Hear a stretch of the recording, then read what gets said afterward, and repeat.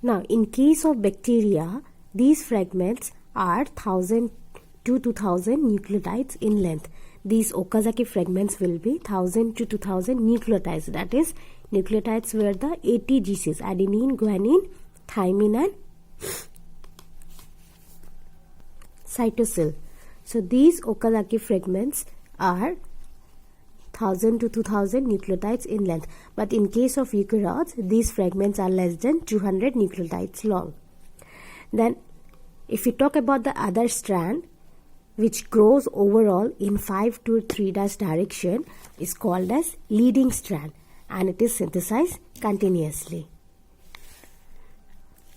So this strand, another strand, this strand whose parental direction was 3 to 5, and the newly synthesized DNA, it takes place in 5 to 3' direction. It will take place in 5 to 3' direction. These two will be antiparallel. Okay, so here the DNA polymerase will act in this direction from 5' to 3' direction, and this process will be continuous. And this strand is called as leading strand.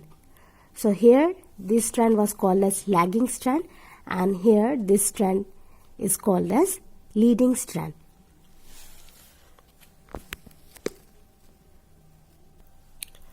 So during replication, one strand is synthesized continuously, that is the leading strand, and another strand is synthesized discontinuously, that is the lagging strand. So replication is said to be semi-discontinuous. So we call the replication as semi-discontinuous. Now another problem is there, that is the DNA polymerase, it cannot initiate the synthesis of a new strand of DNA. DNA polymerase cannot initiate. It will help in replication in extending the newly synthesized DNA, but it cannot initiate the replication process. So DNA polymerase, it cannot initiate the synthesis of new strands of DNA.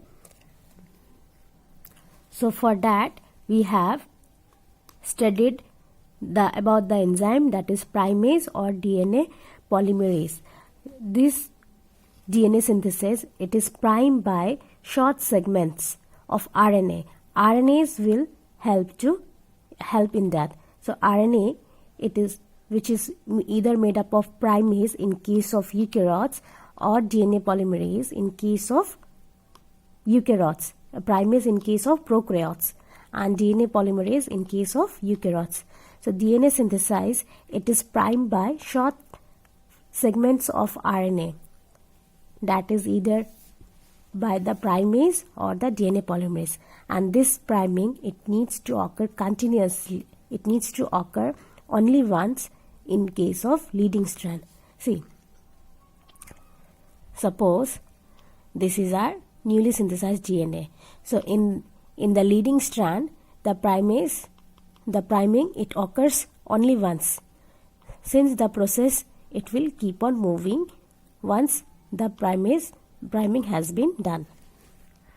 So once a single primer is formed at the origin of replication, where the replication will start, so once a single primer has been formed at the origin of replication, DNA polymerase will then proceed from there, continuously synthesizing the leading strand. See, DNA polymerase cannot initiate the synthesis of DNA, new strands of DNA. It need a short segment of RNA to initiate that process. So once the process has been initiated, then DNA polymerase will keep on extending the replication process. It will proceed from there continuously and it will then synthesize the new strands. So in case of leading strand, the process will be, the priming needs to be done only once, and then the DNA polymerase will act continuously on the leading strand and it will keep on extending the replication process. Now for lagging strand, for synthesizing the lagging strand, Priming is repeated process that must occur every time a new Okazaki fragment is initiated. But for lagging strand, here the priming needs to be done. It needs to be repeated. Suppose it has formed this segment, this Okazaki fragment. Here priming is done. Again it will form another Okazaki fragments, another short fragments of DNA. Again the priming will done there, and if it keeps on moving, it will again form another priming will be done there, so that the replication process will goes on. Now since we are synthesizing DNA here, we don't want RNA primers, right? So we have to remove these primers. So RNA primers are removed with the simultaneous synthesis of new DNA fragments, replacing the RNA primers. So DNA will then replace these RNA primers. RNA primers were needed to initiate the process, but we have to remove this since we are synthesizing DNA, not RNA. So these RNA primers are removed by synthesizing the new DNA fragments. In E. coli, the primers are removed by DNA polymerase 1. So how it will take place? These are removed by 5' to 3' exonuclease activity. Exonuclease activity of the DNA polymerase 1. So DNA polymerase 1 will help to remove the primers in case of E. coli. And the new DNA is then synthesized by the 5' to 3' polymerase activity of the same enzyme, of this DNA polymerase 1 enzyme. Next, the adjacent Okazaki fragments are then joined together by the enzyme called as ligase. So here we have seen